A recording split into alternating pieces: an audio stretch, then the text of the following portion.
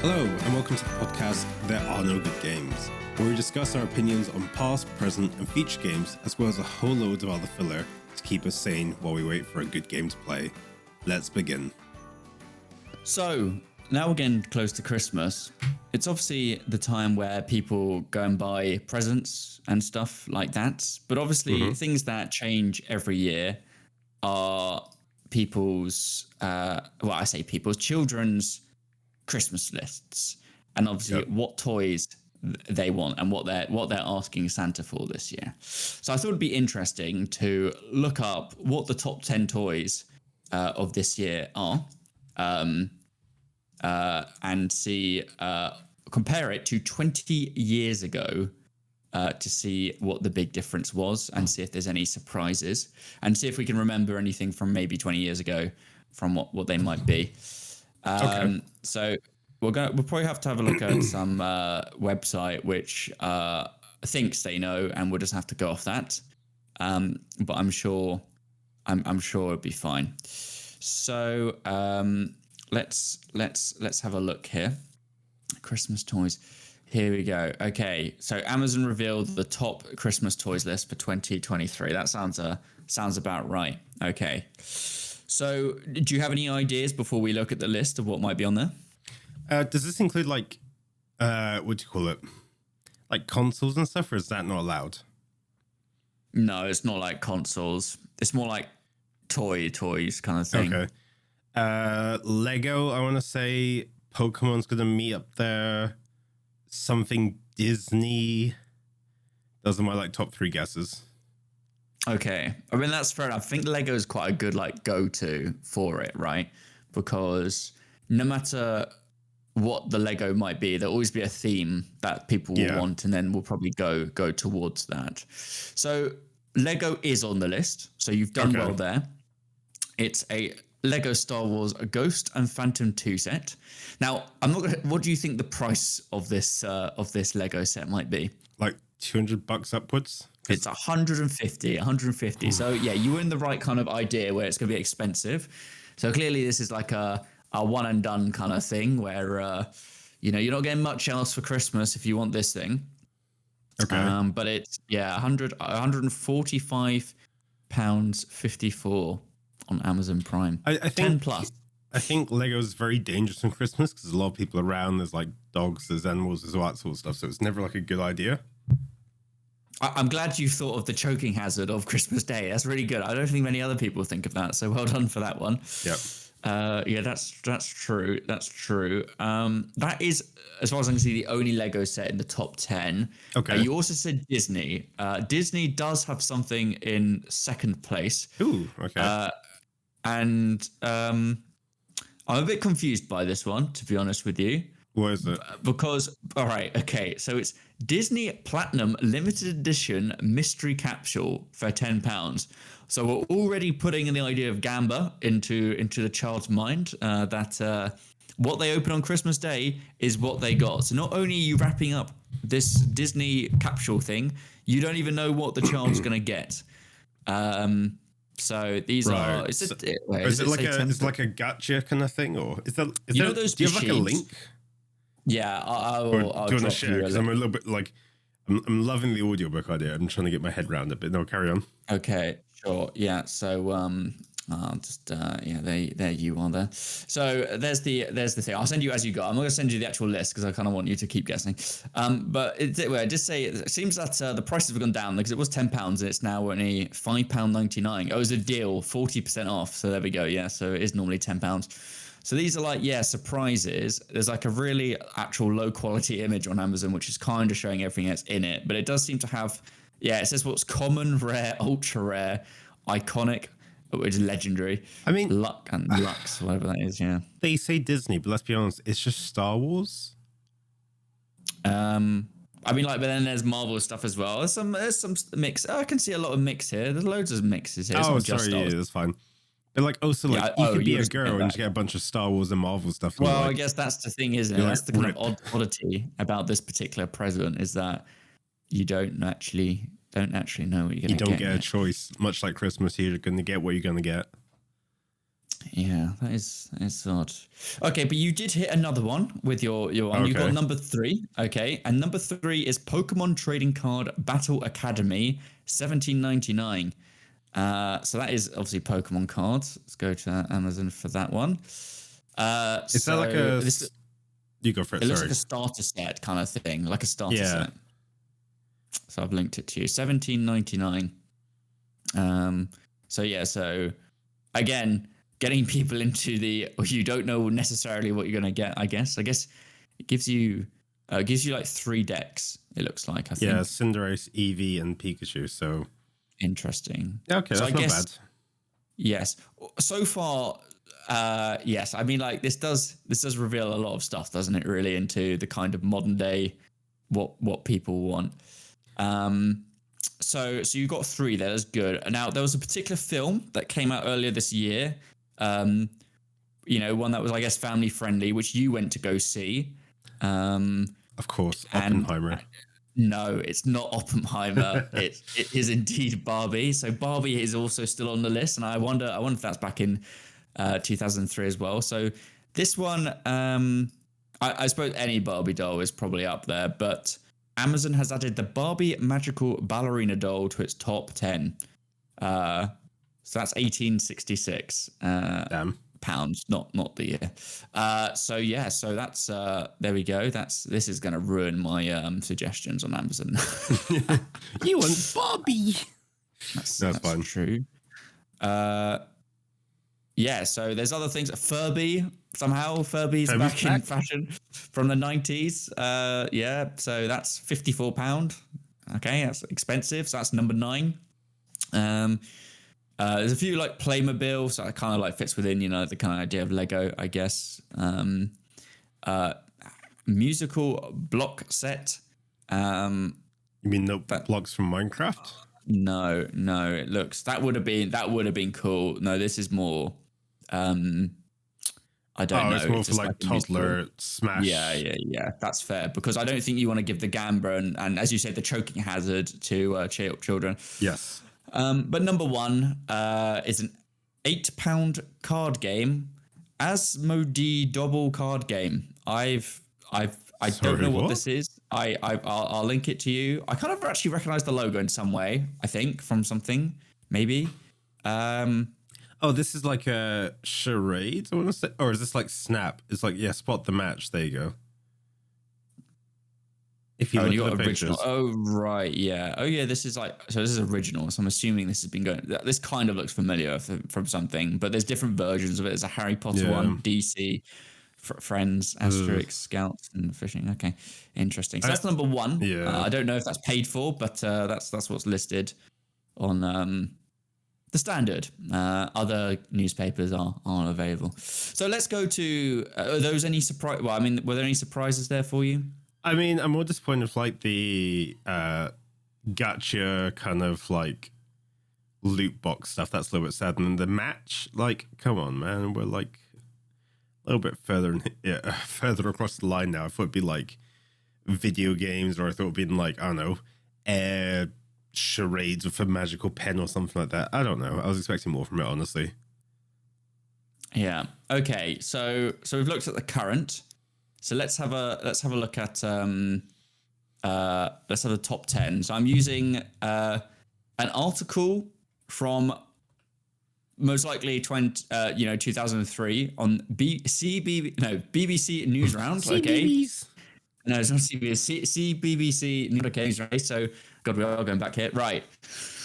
So do you want to have any guess? You can think. What? Okay. Let's think. Okay. Obviously, let's start with Lego. Okay. So. There is one Lego set on this, but it's one that they don't make anymore. Kind of an iconic brand Lego that is Lego. It's not like Star Wars or anything like that. It's not an original. It's not. No, I mean, it's not a third party. It's their own licensed thing that Lego came up with. Let's see, going back 20 years in your knowledge of Lego. I'll give you a clue, or maybe you know this because it does relate to There Are No Good Games, is that someone is making a fan game of this type of Lego, and it was approved by Lego for them to continue making it. I was going to say, like... Apparently it has massive lore, apparently. It has lore? Is this pirates or like space? No. Is it like Martian No, Landing or like is it Lego City? you're probably gonna kick yourself. It's Bionicle. Okay, I like Bionicle. That's fine. Yeah. Yeah. See, there you go. So anyway, if you didn't know that, someone's making a fan game and they approved it. Nice. So that was what number was that? That was number 6, but that was the kind of one I wanted to draw from first. Now, there were a few other similarities here. Not Pokemon cards, but 20 years ago it was Beyblades. Yu-Gi-Oh. Okay. Damn it. Not doing great with this kind of guessing game with this one. Okay. No, it was a Yu-Gi-Oh starter deck, Pegasus. Pegasus, not even Yugi. No, it's not even Kaiba. Pegasus. What the hell? Yeah, sorry. That was number 2. There is a Barbie one. Now, funny enough, okay, I'm not gonna. I could ask you what Barbie this is, but we'll probably be here all night with you guessing. But it's kind of related to ballet. It's Swan Lake Barbie. Is this the spinning Barbie we should like spin up into the fire as the meme? It could. You know what? It looks exactly like that. It very much could be. I know exactly. I'm glad we got the same meme.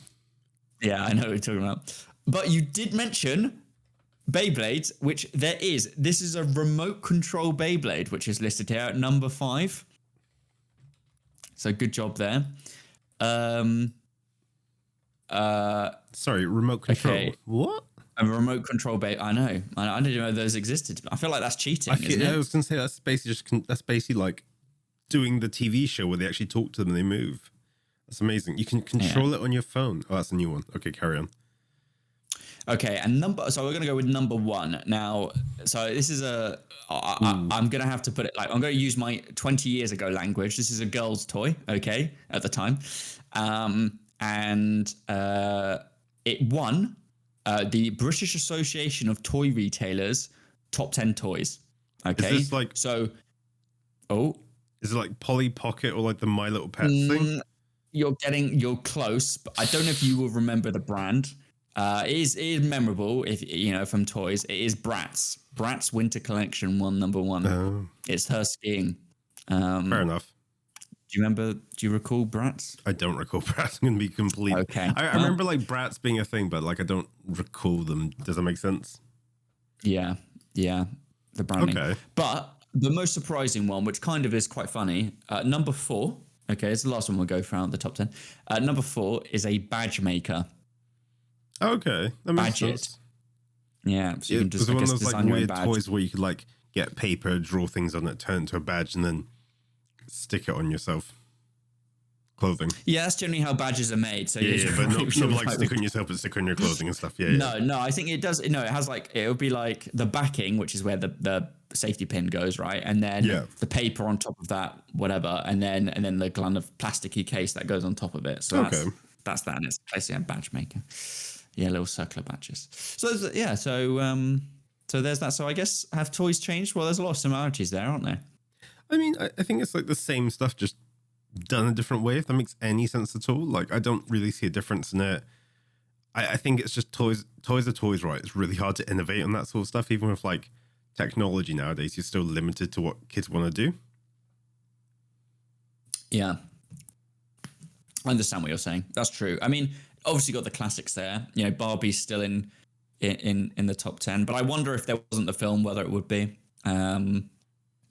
Things like Lego, obviously, I think, constant. Obviously, Star Wars Lego keeps going. Yeah. But yeah, I guess there's some things there which are kind of a blast from the past that you wouldn't get anymore. And obviously some brands have obviously gone away after 20 years, which makes a lot of sense. But yeah, there's a few things there which are quite interesting. But you're right about the gambling stuff. I was gonna say, like, I was surprised Lord of the Rings wasn't on there, to be honest. Because wasn't that like High Rise 2003? Yeah, this is. I guess the first one just came out, but I guess you got to wait a few more years till it kind of picks up. Really, until like the fighting starts. Yeah, isn't it like a 15? No, Lord of the Rings. No, like I remember seeing the first one. 2000. What were you then? You were what, 7? 7. Yeah. What was the age rating? Pretty sure the age rating wasn't that low. I'm pretty sure Lord of the Rings is a 15. 10 to 12. Film. Oh, it's a 12. Right, you definitely weren't 12. So. So Lord of the Rings number 3 was Return of the King. I didn't. No, we're talking about 2003. Yeah, I said 2003. I didn't say 2003 was yeah, but Return of the King. the Fellowship came out. No, Return of the King came out. How on earth? Hold on. There was one after it came out 1, 2, 3 in the one after each year. Yeah, because they filmed them all at the same time. Yeah. Oh my word. Yeah, there was a poor editor chained to a desk for like 6 years. I don't know. I feel like it must have. I don't know. I can't in my head. It's like 2007 or something. Crazy. Wow. They were able to do films back to back without any issues. That's crazy. That is crazy. Cool. The Hobbit was like every 2 years, I think. Yeah. So they spent half of it trying to do CGI. They're like, quickly, we must take it back to the post-production room. Yeah. Oh well, those are some interesting toys. Yeah. Yeah. So, but I guess we'll actually see probably in January. Someone will probably release actually what the top 10 toys were bought, in terms of ratings, and I wonder if they hold up to Amazon's list. We'll see. So, I am struggling at the moment, Ollie. Do you know why I'm struggling? Why are you struggling? Why? There's a lack of festive games out in the world. Like, there are no Christmas games. There's only games with bubbly hats in Leaf Company. There's games with bubbly hats and snow in Plates Up. But why are there no Christmas games, Ollie? That's why I've got to ask you. Because all I can think of is stuff like Santa's Workshop, the game on Flash, on Cartoon Network. But yeah, that's what I've got. I guess the problem is it's I guess it's down to, if you make a Christmas game, you're only really going to sell it at Christmas, really, like Christmas films. You're only going to sell your Christmas films at Christmas, right? I agree, but look at Mariah Carey, right? She has one song called All I Want for Christmas Is You, and she makes bank every single year. Yeah, but I think that's like down to different licensing. I think when you buy a game, it sits in your library, you play it once, and that's it. And no one's going to buy a Christmas game in March, really, are there? But I guess loads of games do Christmas events and updates, right? And then that's that. See, last year we played the Plates Up Christmas one, which I guess was also tied to their Thanksgiving and stuff like that. Yeah. But I guess like making an actual Christmas game is going to be a struggle. I'm going to type Santa into Steam. Steam, yeah, Steam, Things and like there's Krampus a few games. There's a few here I'm not going to click on, but let's do the whole search just there. That's right. So Santa Craft came out in 2020. So it's like Craft. a 2D. Oh my god, this looks naff. Hopefully the dev's not listening. Right, Santa Craft. It's like a 2D, like top-down crafting game, where you'll play as Santa, dig your way through snow, cut down gingerbread trees, and mine candy canes as you try and rescue your missing reindeer and rebuild Santa's village. Those are two conflicting different goals, but yeah, sure, carry on. It's a multi-featured game. Yeah. Very positive. 76 views. Okay, that's one. So Santa comes up there. I mean, like, obviously we're just doing Santa Simulator VR game.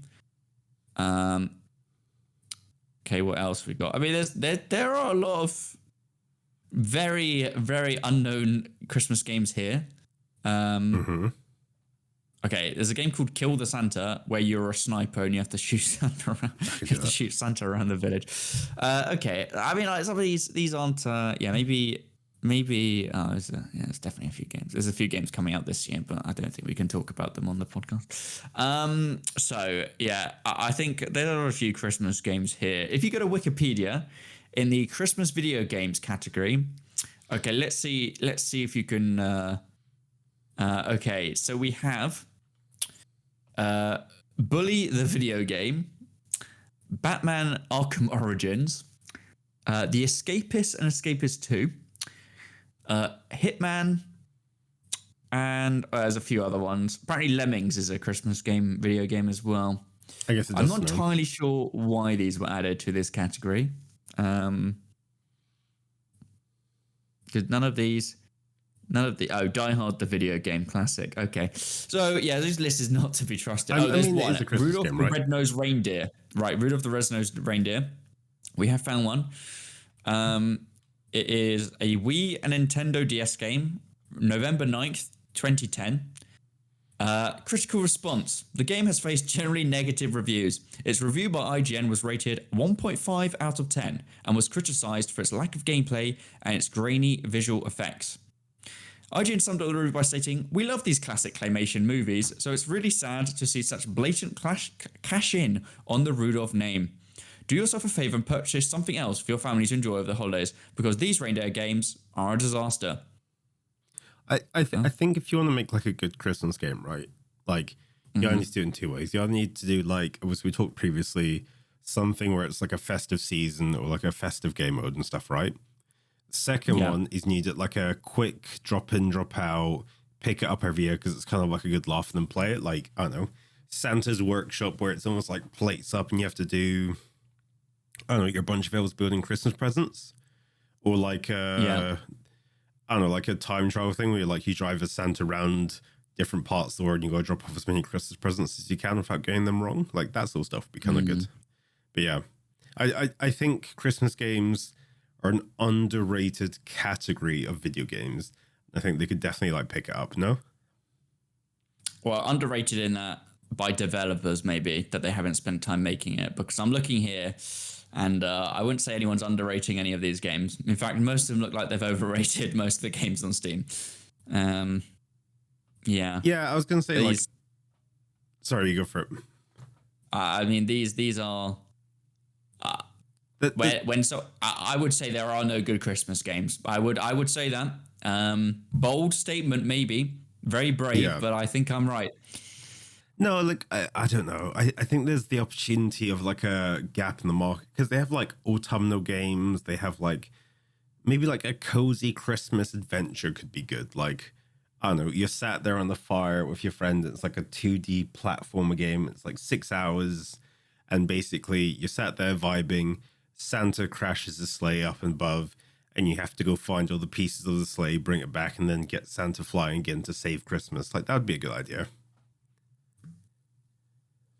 Yeah, maybe. I think... Okay, I found one which was sold for quite a high price. Okay. Called Christmas Massacre. I say quite a high price. It's relative to what we got here. It's £5.76. Oh, 79, sorry. Okay. And it's... Larry's Christmas tree has been telling him to kill, but whose side is the tree really on? And can he trust what he's hearing? Christmas Massacre is an 80s-inspired stealth slasher game with low-poly PS1-style graphics. Sneak, stalk, and murder your prey without being caught. You must kill without being seen to complete each level. I have actually seen this game. I watched it on a stream when it came out 2 years ago. Yeah, I have seen it being played. It's bizarre. So the only reason this is probably sold is because some streamers played it. Do you think that's how games get popular now? Like the small stuff, at least you just have to give it to like the right streamer and then they'll play it. I think it plays a part because, especially when you make a game like this, because this game is, like I said, like when you're making a Christmas game, you're doing like it's a one and done thing, right? I don't think you're going to be like, oh, I'm going to go play my favorite Christmas game because it's December again. I don't think it's that kind of thing. I think people are just going to see, a streamer's going to want to do a Christmassy game stream. So you're basically making a game for someone like that, and then maybe people buy it after that, right? That's my thought. Okay. That's what I would probably say is the right thing to do, because otherwise I don't think many people are going to go, I'm going to go buy Christmas games with no reason. Yeah. No, that's fair. I'm just interested to like hear your opinion on it, because I think realistically, like Christmas games are just, I don't know, video games full stop are very unpopular, especially the small stuff, unless it's got like a huge budget behind it. Yeah, that's true. And no AAA company is going to be making a Christmas game. Exactly. They're all indie games. If you have any ideas at home of Christmas games that we can maybe steal, that we haven't mentioned, that we can steal, but if we haven't mentioned them, then you can email in at podcasts@dungeoneers.tv. Now, at Christmas, we, of course, have food. Food's a big thing. So once you've got your toys, maybe played a few of your Christmassy video games, you might want to eat your food.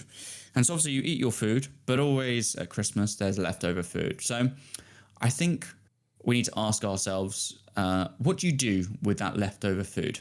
What do you do?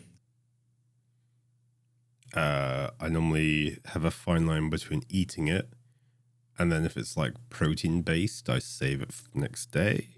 And it becomes like leftovers. Or I think it depends how you do Christmas. Like we do Christmas quite early and Christmas dinner / lunch quite early. So it becomes like a Christmas like afternoon snack at like 8-9 o'clock at night. Does that make sense?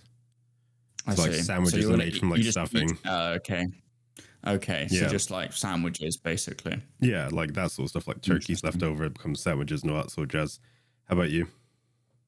Well, yeah, I mean, obviously the sandwiches are a classic, but obviously I think we need to think more creative. You know, you've got to be creative with this stuff, think more creatively. Okay. So let's say you wake up the next morning.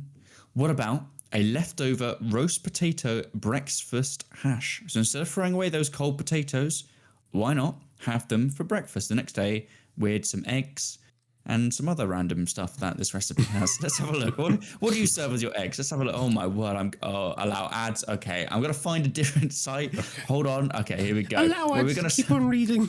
I'm suggesting that you just have it with sausages or stuff the next day. I was Make say, some hash. Well, like pigs and blanket, right? Just deconstruct the pigs and blanket. You got yourself some bacon. Are you got there yourself any some sausage. pigs and blankets left? That is no, there never is. But you go, I mean, there never is. Yeah, or if that's you have, the one. Yeah. If you have scallops and wrapped in bacon left over, there you go. Interesting. Okay. So a bit more market there. Okay. A bit more Canadian. There we go. Yeah. So, there's a next level turkey and ham pie. Ooh. So this would require as in yeah or as in no. As in no. No. Why would you not like pie? I do, but like cold turkey and cold ham. Ooh. No. No, but no. You put it in a pie and it gets cooked. All the dishes I'm trying to suggest are like recooked. You know, like dry hash shit, recooked. No. No, it's a pie. Okay, let's have a look. Okay, this is on the BBC Good Food. There are also other websites you can get recipes from. They've got better ones. I really messed up that impartiality right there. So, I mean, it says here you mix it with. Let's have a look. Leeks, thyme, cream. So yeah, so it's like a creamy, timey sauce thing. No. And then you put the chopped turkey and ham in. Goes in with the mix, obviously, and then you put that into the pie pastry thing. And then you cook it for 40 minutes, this says. No, -1. No, just horrible. -1. Okay. So that's a no from you. Okay, what about? Why would you want like creamy pie? Ugh, go for it. Sorry. That's a normal like chicken pie. Chicken pie, like, creamy chicken. Yeah, but with turkey. No, carry on. Move on. Next. Okay. All right. Well, you're gonna love this one then. Brussels sprout slaw. Okay, so this is one when you got leftover Brussels sprouts. Okay, so you need. Let's have a look here. You've got. Yeah, obviously Brussels sprouts, red onion, carrot, red cabbage, and some mayonnaise, with possibly a tablespoon of mustard is optional. Brussels sprout slaw. No. Thoughts? Trash. No. Next. Okay, so you're not doing that one. I don't like. I mean, that's quite cold. Creative though. Yeah, I get it's creative. I'm not a big fan of coleslaw. It's like cold mayo. No. Not my thing. This one, okay. I've got to find one before this segment. I've got to find one you actually like. Okay, go for it. I like the potatoes. There's one I found. No, the hash. Yeah, the hash is actually quite good. I've never really thought about keeping cold potatoes to then reuse for breakfast next day. That's pretty good. Okay. Spicy turkey noodles. No.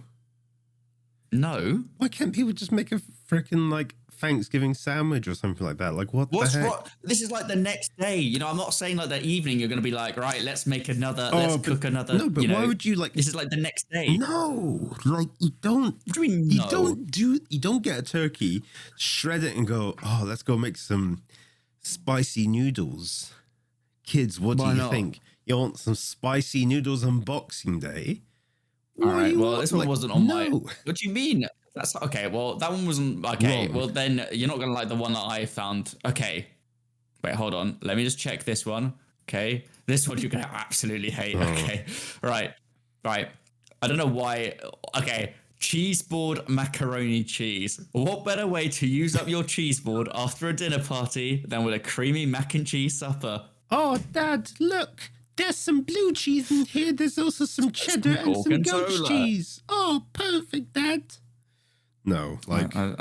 no, so you're not big on that one. Okay. I think it's like the second most practical after the hash browns, to be honest.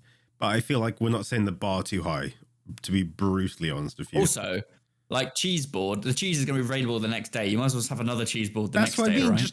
Just recycle your cheese board.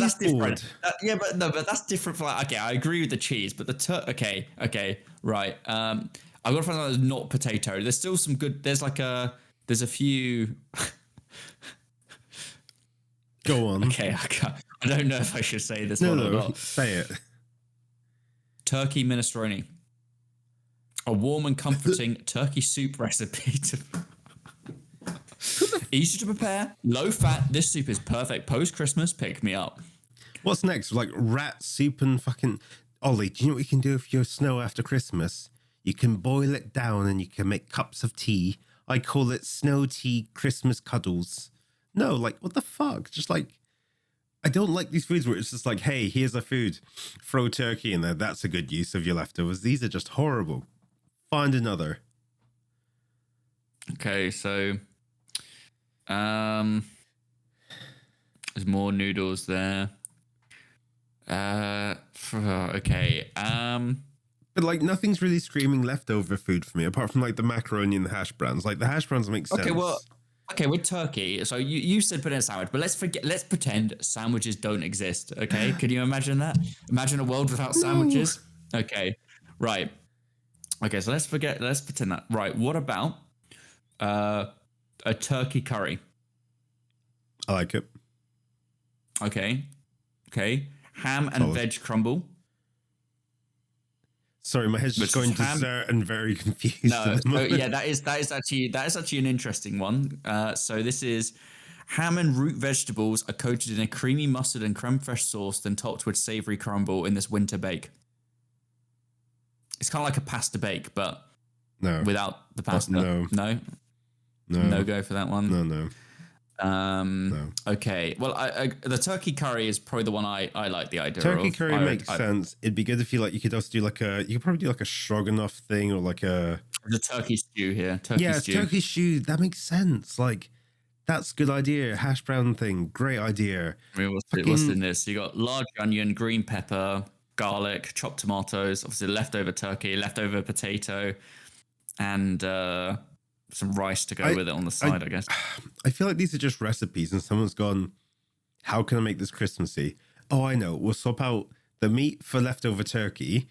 And if it needs potatoes, we'll just say leftover potatoes. Yeah, but that's the entire point of a leftover recipe. I know, but like, you've just defined what this entire thing is about. I think the thing is like when you do and I'm going to go back to this, when you do like a stew or a sandwich or something like that, using most of the ingredients, this is like you're on Boxing Day, you're a little bit hungover because you drank a little too much like Prosecco or champagne. And you're like, what do I make? And then someone goes, oh, Oliver. Let's make a curry. Let's make a curry together. All you need is 3 tablespoons of curry powder, 2 turmeric, 1 chili flake, and then some coconut milk, blah, blah, blah, and some ginger stem and blah, blah. Like, what? Like, I feel like it should be like leftover things in the house. Like, you know the concept of Passover. I feel like it should be like that. Look in your cupboards, go look for things that make sense. Like, I don't know, like they do like soup bowls made out of bread sometimes. I'm like, that's genius because you probably have flour in your house. You definitely have some water. You probably have like yeast sometimes. I'm going to say sometimes as like a extra thing if you like baking. But that makes sense because you can kind of clear your cupboards and do that sort of stuff. This is just like, oh, for Christmas, gather 2 green peppers, 5 things of spinach, and it's like, there you've got a slaw. And you're like, but what I actually use is like, oh, 1 component of your Christmas leftover and the rest on everything else. And you're like, oh, what are you on? Like, oh. This is the most passionate I've ever heard you about anything, I'll be honest, on this podcast. I'm just very confused. Like, right, I think you're anti-leftovers. I think the problem is you've come in with the premonition that there should be no food left over after your Christmas dinner. Like, I agree. No, by the end of the Christmas day, because you've had it in a sandwich for dinner, and there's none left the next day. I think I just run a from what I'm realizing, I run a very like efficient Christmas where it's like up in the morning, couple glasses of mimosa, have some chats, and then like 10 o'clock we start doing Christmas dinner, like start making it. So about like 12 to 1, it's kind of like you eat it, and then you veg out, watch stuff, and you play with your gifts, and then you carry on vegging for the rest of the evening. That's my view at least, but it might be controversial to say the least. I think we're gonna have a split viewer base, I think, listener base for this one. True. Okay, well, we found out that you should. No, so if you're eating, which you should be, I guess, at Christmas, hopefully, then don't leave anything over, because Tristan does not want you to, and there are no good recipes. No, there are good recipes, but just don't expect me to go out to the fucking shops in Boxing Day, you monsters. There are no good recipes. Okay, good. Well, there's no good recipes here. Yeah, well, maybe if I'll have an epiphany this Christmas and I'll come up with something that requires loads of different things, why not just reheat the turkey and have another roast then? Yeah. Okay, that solves that problem then. Okay, great. So don't be creative. No. Just do the same thing again. I think it's fine. I think it's absolutely fine. Just, yeah. What's been your favorite Christmas tradition so far that you've ever done? My favorite Christmas tradition. Yeah, I can go first if you want, or you can go first. Yeah, okay. Well, you maybe you have one in mind then. While I think definitely this have one in mind. Okay, well, go ahead. I really enjoy the Christmas Minecraft server that we've done for the last couple of years. Like, that's always been like a cozy, good vibe. That's true. We haven't done it. We have broken tradition this year, but that's because I feel like we're just busy. Not. It's just not right. Yeah, we're all busy. Yeah. And I just feel like, yeah, when we do it, we normally like do it a bit a couple of weeks in advance. It kind of leads up to it. Yeah, it's like November onwards. I feel like, yeah, exactly. Oh. So this year we have kind of broken that tradition, but that is a long tradition we have had. That is true. 2019. Someone builds a Christmas. I think it's earlier than that. I feel like since 2018. I feel like we've maybe done it. I think or maybe it's 2019 then. But anyway. I think, we always have like a town, someone builds a Christmas tree, and then we kind of like go off, get in-game items to then put in someone's chest under the tree. It's quite nice, actually. Yeah. And then it dies a horrible death around New Year, and we don't talk about Minecraft for another 11 months. No, until maybe Easter, everyone goes, Minecraft? No, I like that. I also like the annual like Christmas game evening jam where we're like sat there playing video games for like 3 or 4 hours. That's always a goodie. You know? Mm-hmm. Yeah, that's true. I think Christmas is a time for, trying to spend a bit more time doing those things that you don't really have the opportunity to do earlier in the year when you're busy with work and other things like that. So it kind of presents a good time to play different games and just kind of chat and chill. That's true. I think my new tradition, which I kind of started 2 years ago now, I guess, or is it 2020? Is to spend a lot of time making some sort of game for you and your partner. I feel like this has become a tradition where I have to be creative around this time of year, and it's like where I have to make you something. So I kind of like that tradition because it kind of tests me and my patience of how long I have. It makes you sound like I'm like forcing you to like work. It's just like it feels like I'm saying forcing me. It's not bad. You're by the friendship. You forced me just from being friends. So you feel compelled to do stuff. Okay, exactly. That's fine. I'm compelled. Is this how you felt about was it Untitled Rhythm Puzzle Game? I was like, I'm doing a charity event, or like I have to make a video game. That's true, actually. Yeah, it kind of was. I guess it was tied to that. Yeah. Yeah. I think. Yeah, I do enjoy that, and I said it does kind of leading up to Christmas. It kind of puts me a bit of pressure to make sure it's all done, I guess. But I don't know. I enjoy it in some way. Obviously, this year you don't know. I guess last year you didn't know. I don't think I gave any hints. I think I leaked one thing, which was like one line of code, which kind of revealed there was some sort of like leveling up system, or whatever I was creating. Yeah. Obviously this year, I don't think I've maybe like dropped some hints, but kind of just like I haven't really leaked anything so far. But I do have how long I got at the time of this recording. I do have a bit of time. I have under 15 days now. I got less than 2 weeks to do it, so it's coming along. Days. But usually, it's the 12 days of Christmas the 12 days of making your game or whatever I'm doing for Christmas for you. But yeah, I guess I enjoy it. But that's cool. I think, people like to give different gifts at Christmas, and I'm more of a kind of, I feel like for a lot of people that I know, if they wanted something, they would probably either have it or they would get it themselves, So, True. And if I bought them something, it'd be like a small thing. And I feel like that's not like me. I just think I would make something that they can play.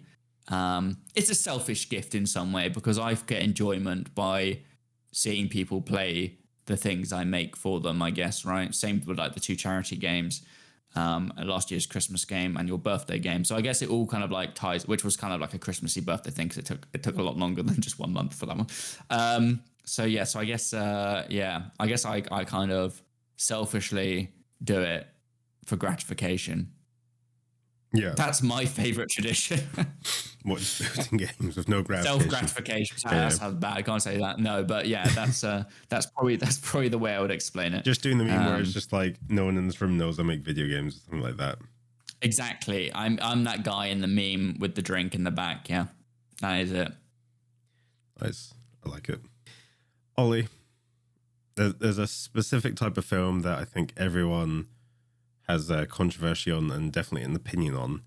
It is the time-boxed film of Christmas but not Christmas, Easter but not Easter, Halloween but not Halloween, if you get what I mean. So, good example. I'm lost so far, so you have to go forward. Yeah, keep going. Yeah. Die Hard is an example. The Nightmare Before Christmas is another example. Like these sorts of films that are set around the holiday season but have nothing to do with it being holiday, What are your thoughts? Should they be categorized as like festive films but not festive films, or what do you think? Okay, I'm going to translate this and see what you think. I'm turning this question around on you, okay? Oh, don't do this to me. If a game has a Christmas event in it, does it make it a Christmas game? No, that's ridiculous. You can't say that. That's stupid. That's stupid. That's a stupid ideology. That is the worst ideology. No, but like the issue is like, good example, Long Kiss Goodnight takes place during Christmas. Like State of the Enemy takes place during Christmas. Lethal Weapon also takes place during the Christmas period. Like there's many films that take place during Christmas or like during like the holiday period, but I think a lot of people just forget about. And I'm trying to work this out, right? In my opinion, it should count as a Christmas film because it's set in that period, but a lot of people will argue it won't be. Like Nightmare Before Christmas, set during Christmas. It's also similar to The Grinch. Guy goes around stealing presents, like not part of it and all that sort of stuff. So there you go, Christmas film. Like In Bruges, Christmas film as well. What do you think? Should they be classified? There you go. The rule, there needs to be a set rule here. Okay. So if the thematics of the film are actually on Christmas, so it's a plot point, then it's a Christmas film. Okay, so Die Hard, he's coming home to see his wife and his son, therefore it's a Christmas film. Because it's the office Christmas party that everything kicks off in. I don't. I guess it kind of does follow the rule then in this sense. I guess so. I guess it's like, but then I guess Home Alone. All right. Okay. Home Alone probably seen as a Christmas film and probably accepted as a Christmas film. Agreed. But in reality, the plot point there is that he's just been left while they go on holiday at Christmas. But if you take away that idea that he's been left at home at Christmas, it could have been at any time of the year. It could be they're going at skiing in January, or it could be they're going to Barbados in the summer. It could be any of those things. If you just remove the point of Christmas, it's irrelevant to the story, right? So with that kind of added on bit, Die Hard's not a Christmas film because if you remove that element that's a Christmas party, it's just a work party, it doesn't change the film. It does. How? Because he's a divorced man visiting his wife and kid at Christmas. That's why he's there. That could happen at any weekend. But why would he go to the office party if that was the case, you know? I don't know. They got a new investor. I don't know. Could be anything. So you're going to bring your ex-husband from New York, who's a police officer, across just for the fun of it then? No, I think there could be other plot points that are unrelated to Christmas. I think if you took the Christmassy element out of it, it'd be the same story. Yes, but your first point was it has to be set at a point in Christmas where Christmas is part of the plot. I mean, what I mean, but I mean like as in like when I mean part of the crop, like Santa Claus the movie, right? Mm-hmm. Christmas is 100% built into the entire plot. There's no Santa if it's not Christmas, right? Okay. What about Jingle All the Way then? I've never seen that. You've not seen Jingle All the Way? It's got Arnold Schwarzenegger person. I really struggled to say his name. And he's going to go get a gift for his son at Christmas. I think it's like Action Man or Action Hero Man or something like that. And he has to go get it sorted out. And that's why he's running around during the Christmas period because he's been a bad father. And then, that kind of sounds like that could be tied to Christmas. Yeah, that does sound. But then, according to you, you could remove it and just be his birthday. Okay, it's his birthday. Yeah, exactly. It's his birthday. So yes, it's not a Christmas film. There we go. Okay, what about, Nightmare Before Christmas then? I feel like it's part of the Christmas. I feel like that does hit as a Christmas film. But is it a Christmas film or is it a Halloween film? It's designed to be a Christmas film. Just because the stylistic decision of it makes it scary doesn't like. Just because it's a scary film, a scary film does not mean Halloween film. It's often could be played at Halloween, but it doesn't make it a Halloween film, right? Okay. Love Actually. The only Halloween film. Okay, yeah, Love Actually is Christmas. But if you remove the Christmas element, in every story, no. In multiple stories, it's important. It's Christmas because the mum literally dies. They say people die at Christmas. That's like you could say, one guy dies. Like that guy could have died at any point in the year. It just happened to be at Christmas. But the whole thing, that's one minute bit. The problem with Love Actually, it's not a problem, but it's how it's built. Is that there's so many different plot points that are all separate that come together, but they only come together because it's Christmas. So it wouldn't work at any point of the year.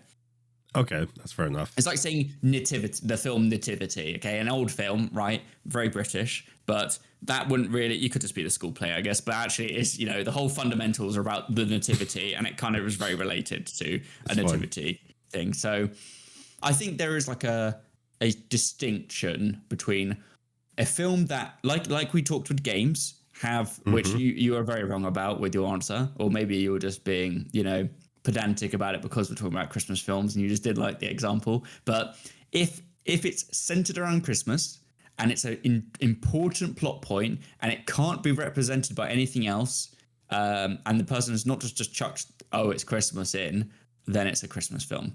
Okay. What about Batman Returns then?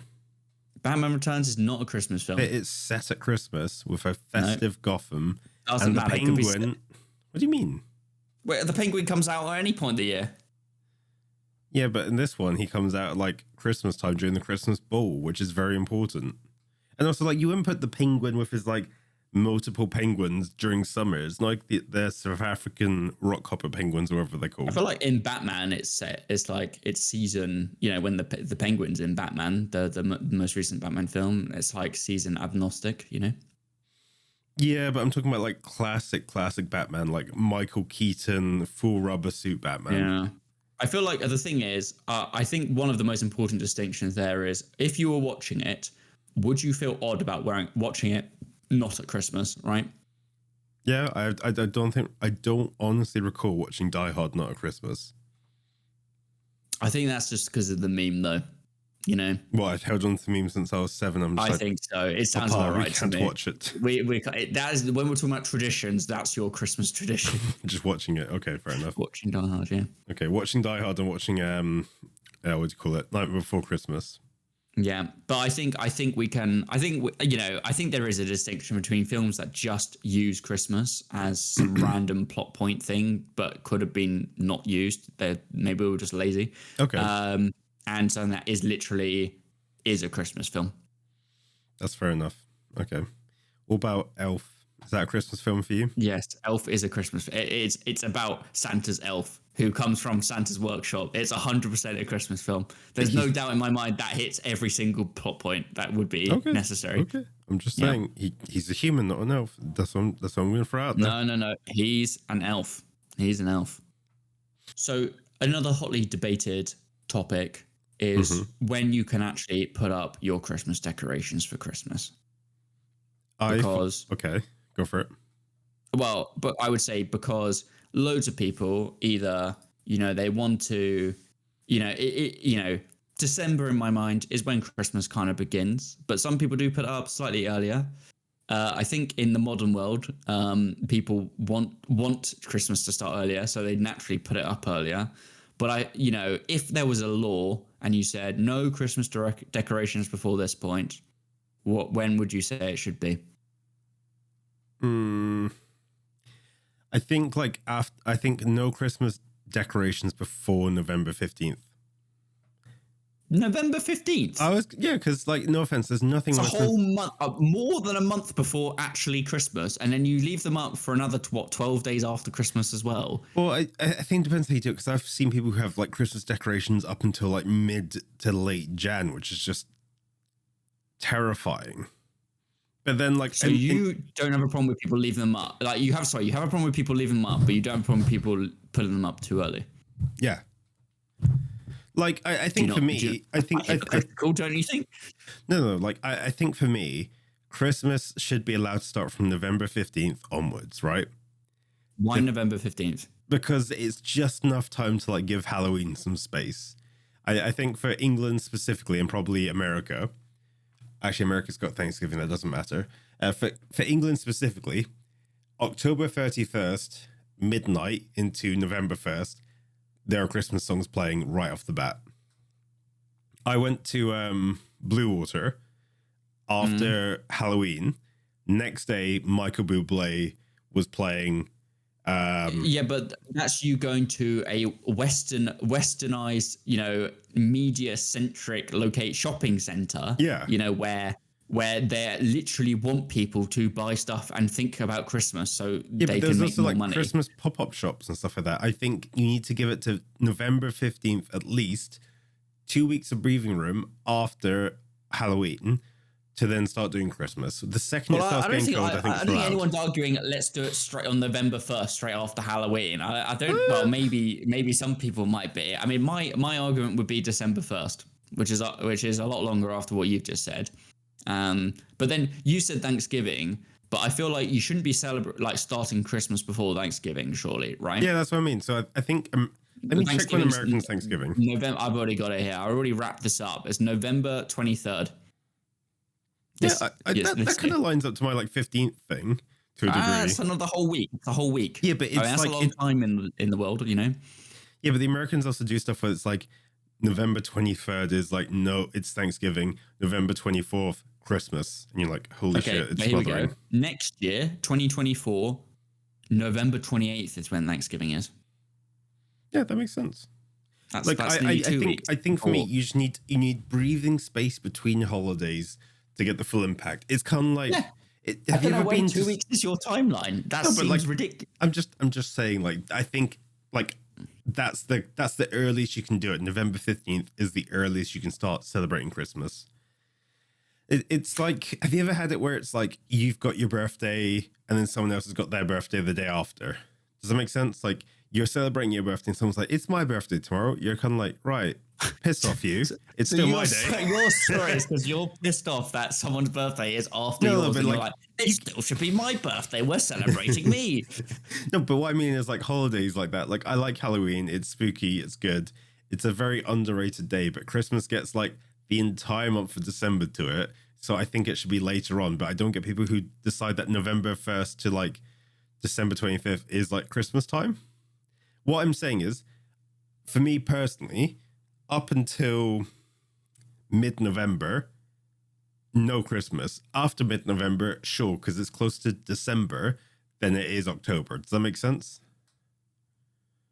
I think you want to do it early as possible, but you're like, well, I can't do it too close to Halloween. So you've made this arbitrary 2-week rule, and you're like, that's when it's gonna be. No, I'm not saying I want to celebrate as early as possible. I'm saying the earliest you could put up your Christmas tree or start to put up stuff is November 15th for me personally, because at least then you got time to put it up. You got time for people to come and do stuff and all that sort of jazz. I think if you put up a real Christmas tree in your house, it's going to be dead by Christmas at that point. No, but like, let's be honest here. We don't have them in the UK. No one does the real Christmas thing in the UK. Are you joking me? We have Christmas tree farms in the UK. We grow Christmas trees in the UK. I haven't seen it, so it's not real. You're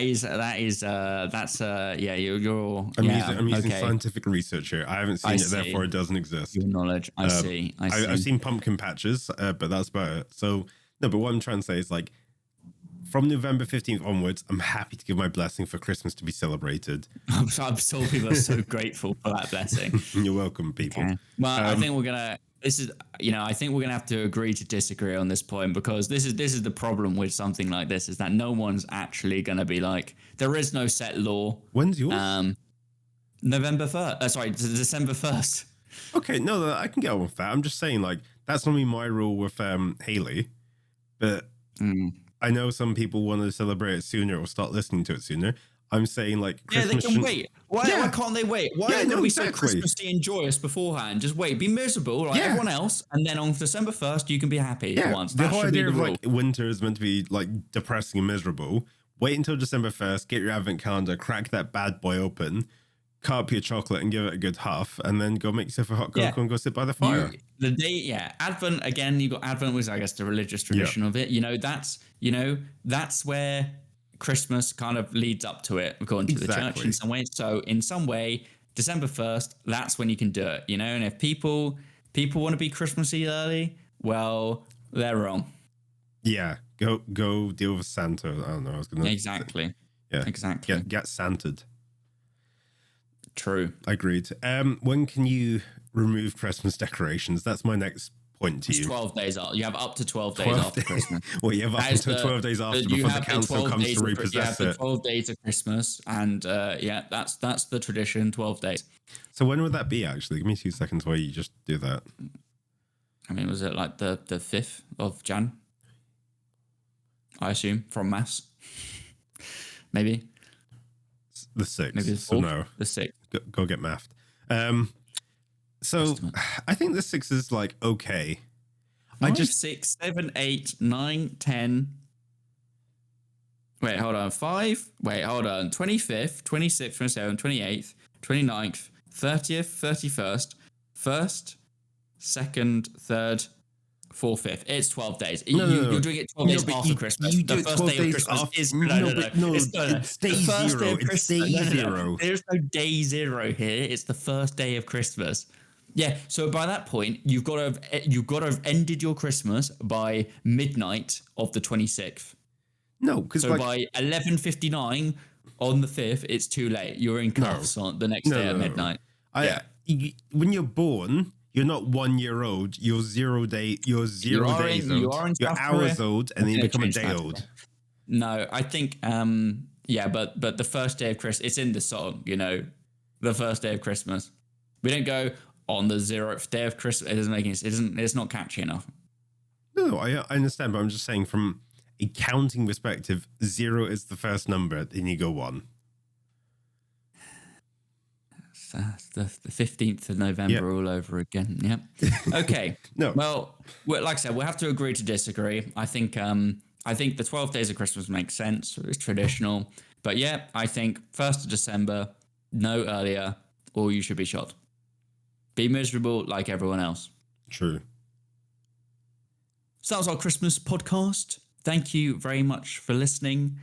We obviously started earlier this year recording this podcast, and we thought we'd end this year, 2023, on a kind of holy Christmassy theme. And hopefully the fun that we've had on this podcast and enthusiasm for Christmas has shone through.